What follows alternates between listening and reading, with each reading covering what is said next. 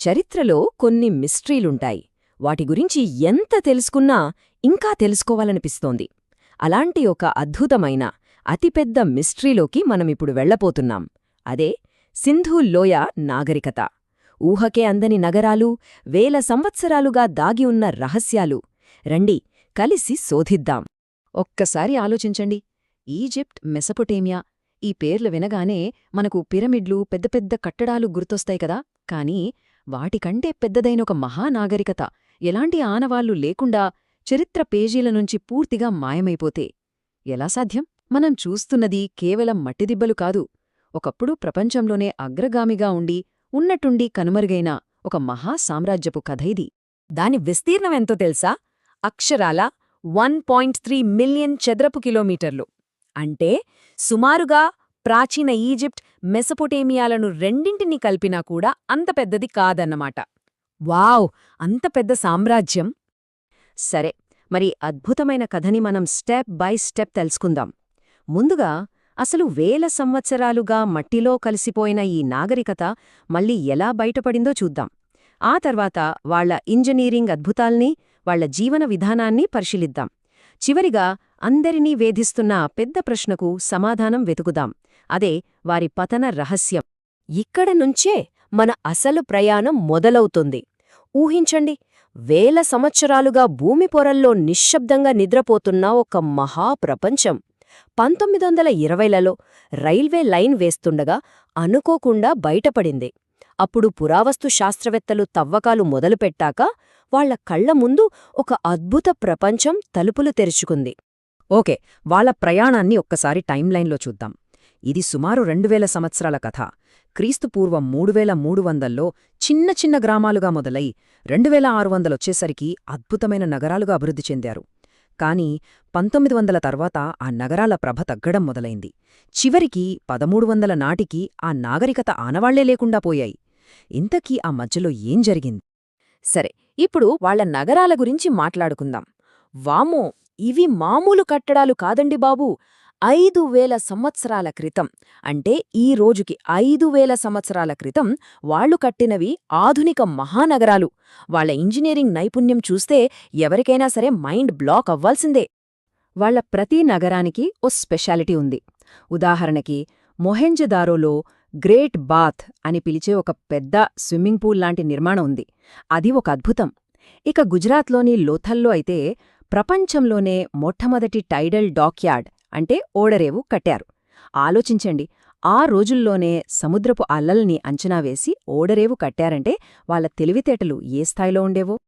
ఇక్కడొక చాలా ఇంట్రెస్టింగ్ విషయముంది. ఆ కాలంలోనే ఉన్న ఈజిప్ట్, మెసొపొటేమియా నాగరికతలతో పోల్చి చూస్తే మనకొక పెద్ద తేడా కనిపిస్తుంది. వాళ్ళు రాజుల కోసం, దేవుళ్ల కోసం పిరమిడ్లని, పెద్ద పెద్ద గుళ్లని కట్టారు. కాని మన సింధులోయ ప్రజలు ఎవరికోసం కట్టారో తెలుసా? సామాన్య ప్రజల కోసం. అవును, వాళ్ళు రాజుల భవనాల మీద కాదు, ప్రజల సౌకర్యాల మీద దృష్టి పెట్టారు. అందరికీ ఒకే సైజులో కాల్చిన ఇటుకలతో ఇళ్ళు, ఒకదానికొకటి లంబంగా ఉండే రోడ్లు, ఒక పర్ఫెక్ట్ గ్రిడ్ సిస్టమ్. అద్భుతం కదూ! ఇక వాళ్ల శానిటేషన్ సిస్టమ్ గురించైతే ఎంత చెప్పుకున్నా తక్కువే. నమ్మండి, 5000 సంవత్సరాల క్రితమే ప్రతి ఇంటికి ఒక టాయిలెట్, ఆ టాయిలెట్ ఒక అండర్గ్రౌండ్ డ్రైనేజ్ సిస్టమ్కి కనెక్ట్ అయి ఉండేది. రోడ్ల మీద క్లీన్ చేయడానికి మ్యాన్ హోల్స్ కూడా ఉన్నాయి. పబ్లిక్ హెల్త్ గురించి వాళ్లకి ఎంత ముందుచూపుందో చూడండి. నిజం చెప్పాలంటే ఈరోజు మన దేశంలో కొన్ని నగరాలకు కూడా ఇదొక కలలాంటిదే. ఓకే, ఇంత గొప్ప నగరాలు కట్టారంటే మరి ఆ నగరాల్లో జీవించిన మనుషులెలా ఉండేవాళ్లు? వాళ్ల లైఫ్ స్టైల్ ఏంటి? వాళ్ళు కేవలం గొప్ప ఇంజనీర్లే కాదు, అంతకు మించి వాళ్ళు గొప్ప వ్యాపారులు, కళాకారులు కూడా. రండి, వాళ్ల ప్రపంచంలోకి ఒకసారి తొంగి చూద్దాం. వాళ్ళు కేవలం తమ ప్రాంతానికే పరిమితం కాలేదు, వాళ్లకి ఇంటర్నేషనల్ ట్రేడ్ కూడా ఉంది. దీనికి సాక్ష్యం ఎక్కడుందో తెలుసా? వేల కిలోమీటర్ల దూరంలో ఉన్న మెసొపొటేమియాలో దొరికింది. వాళ్ల పురాతన గ్రంథాల్లో మెలుహా అనే ఒక ధనిక ప్రాంతం నుండి సరుకులు వస్తున్నాయని రాసి ఉంది. పురావస్తు శాస్త్రవేత్తలు ఎన్నో పరిశోధనలు చేసి తేల్చిందేంటంటే ఆ మెలుహా మరెక్కడో కాదు, మన సింధులోయ ప్రాంతమే. సరే, వాళ్ల ఎకానమీ దేనిమీద నడిచేది?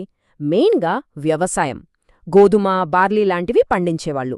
దాంతోపాటు వ్యాపారం, రకరకాల హస్తకళలు కూడా ఉండేవి.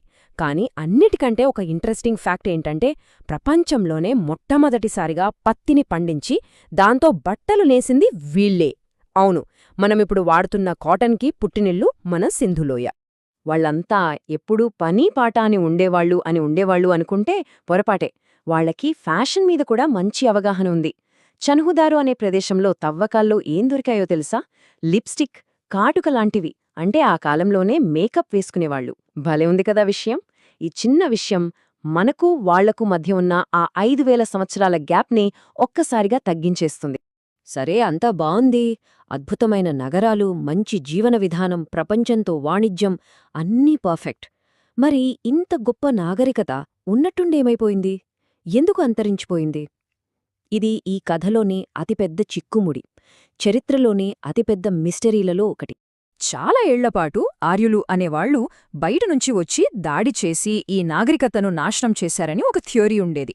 చాలామంది దీన్నే నమ్మారు. కాని రాఖిగడి అనే ప్రదేశంలో దొరికిన ఒక పురాతన అస్థిపంజరం, దాని డిఎన్ఏ మొత్తం కథనే మార్చేసింది. ఆ డిఎన్ఏ టెస్టులో ఎలాంటి పెద్ద ఎత్తున దాడులు, ఘర్షణలు జరిగిన ఆనవాళ్లు దొరకలేదు. సో ఆ ఆర్యన్ ఇన్వేషన్ థియోరీ తప్పని తేలిపోయింది. మరి నిజమైన విలనెవరు? అసలు కారణమేంటి? సమాధానం ఒక నంబర్లో దాగియుంది: 85. శాస్త్రవేత్తలు ఏం చెప్తున్నారంటే, సుమారుగా 85 సంవత్సరాల పాటు ఒక భయంకరమైన కరువు వాళ్లని వెంటాడింది. ఒక్క ఏడాది, 2 ఏళ్లు కాదు, ఏకంగా 85 ఏళ్లు. అంటే దాదాపు 3-4 తరాల వాళ్లు కరువులోనే బతికారు. ఆ మహాకరువే వాళ్లని నెమ్మదిగా బలహీనపరిచి వాళ్లని ఆ మహానగరాలను వదిలి వెళ్లేలా చేసింది. అయితే ఆ నగరాలు శిథిలమైపోయాయి, ఆ ప్రజలు చెల్లాచెదరైపోయారు. కాని వాళ్ల కథ అక్కడితో అయిపోలేదు. నమ్మండి, వాళ్ల వారసత్వం ఈ రోజుకీ మనతోనే ఉంది. మన జీవితాల్లో, మన సంప్రదాయాల్లో వాళ్లు ఇంకా బతికే ఉన్నారు. అదెలాగో ఇప్పుడు చూద్దాం. ఉదాహరణకి, ఆ కాలంలో వాళ్లు పూజించిన పశుపతి ముద్రిక శివుడి ఆదిరూపంగా చాలామంది భావిస్తారు. అలాగే వాళ్లు మొదలుపెట్టిన పత్తిసాగే ఈరోజు మన టెక్స్టైల్ ఇండస్ట్రీకి ఆధారం. ఇక మనం తినే గోధుమ, బార్లీ లాంటివి అప్పట్నుంచి మన ప్రధాన ఆహారమే. వాళ్లు వాడిన గాజులు, నెక్లెస్లు లాంటివి ఇప్పటికీ మన సంస్కృతిలో భాగమే. చూసారా, వాళ్ల కథ వేరు, మన కథ వేరు కాదు. మన కథకు పునాదే వాళ్ల కథ. ఇన్ని విషయాలు తెలిసాయి, కాని ఒక్క పెద్ద రహస్యం మాత్రం ఇంకా మిగిలే ఉంది. ఆ ఒక్క రహస్యం విడిచితే వాళ్ల గురించి మనకు ఇంకా ఎన్నో అద్భుతమైన విషయాలు తెలుస్తాయి. అదే వాళ్ల భాష, వాళ్ల లిపి. ఆ బొమ్మలలాంటి అక్షరాల్లో వాళ్లు ఏం రాశారో ఇప్పటికీ ఎవ్వరూ చదవలేకపోయారు. ఎవరో అన్నట్టు, ఈ నాగరికత మనతో మాట్లాడుతోంది, కాని వాళ్ల వస్తువుల ద్వారా మాత్రమే, వాళ్ల మాటల ద్వారా కాదు. ఎంత నిజం కదా! వాళ్లు ఏం చెప్పాలనుకున్నారో, వాళ్ల ఆలోచనలు ఏంటో మనకు తెలియాలంటే వాళ్ల లిపిని మనం అర్థం చేసుకోవాలి, వాళ్ల గొంతుని మనం వినాలి. మరి ఈ వేల సంవత్సరాల నిశ్శబ్దాన్ని బద్దలు కొట్టగలమా? ఒకప్పుడు ఇది అసాధ్యమనిపించుండొచ్చు. కాని ఇప్పుడు మన చేతిలో ఆర్టిఫిషియల్ ఇంటెలిజెన్స్ లాంటి పవర్ఫుల్ టెక్నాలజీ ఉంది. ఈ ఆధునిక టెక్నాలజీ ఆ ప్రాచీన రహస్యానికి తాళంచెవి అవుతుందా? ఈ సవాలు కేవలం చరిత్రకారులకే కాదు, మనందరికీ. ఎందుకంటే 2025లో ఒక అద్భుతమైన ప్రకటన వచ్చింది. ఎవరైతే ఈ సింధులిపిని అర్థమయ్యేలా డీకోడ్ చేస్తారో వాళ్లకి ఏకంగా $1 మిలియన్ బహుమతి. అంటే మన కరెన్సీలో సుమారుగా 8.4 కోట్ల రూపాయలు. చరిత్రలోనే అతిపెద్ద మిస్టరీని ఛేదించే అవకాశం. దానికి తోడు ఇంత పెద్ద బహుమతి. ఎవరికి తెలుసు, ఆ తాళం చెవి మనలో ఎవరి దగ్గరైనా ఉండొచ్చేమో.